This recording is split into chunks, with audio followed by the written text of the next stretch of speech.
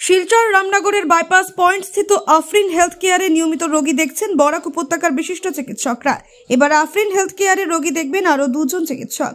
শনিবার এ নিয়ে বিস্তারিত তুলে ধরেন হেলথ কেয়ারের স্বত্বাধিকারী আতাউর রহমান লস্কর। তিনি জানান, আগামী রবিবার থেকে নিয়মিত রোগী দেখবেন শিলচর সিভিল হাসপাতালের বিশিষ্ট গাইনোকোলজিস্ট ডক্টর আবুল ফয়েজ এমটে নোমান। এছাড়া আগামী ফেব্রুয়ারি মাস থেকে নিয়মিত রোগী দেখবেন শিলচর মেডিকেল কলেজের বিশিষ্ট শিশুরোগ বিশেষজ্ঞ ডক্টর হামিদ উদ্দিন আহমেদ।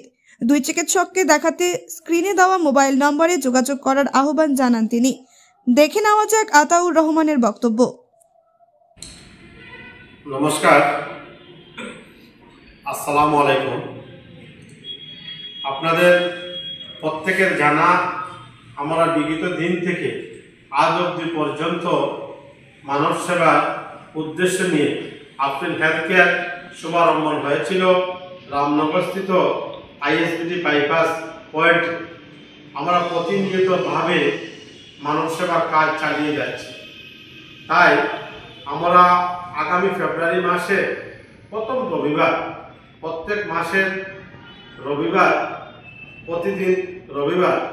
প্রতি রবিবার আমাদের গাইনোকোলজিস্ট স্পেশালিস্ট স্ত্রীরোগ বিশেষজ্ঞ অত্যন্ত সুনামধন্য ডক্টর শিলচর সিভিল হসপিটালের অন্যতম ডক্টর শ্রদ্ধ আবুল ফজল এমডি নোমান স্যার, উনি প্রতি মাসের প্রতি রবিবার উনি প্রতিনিয়তভাবে রোগী দেখিবেন।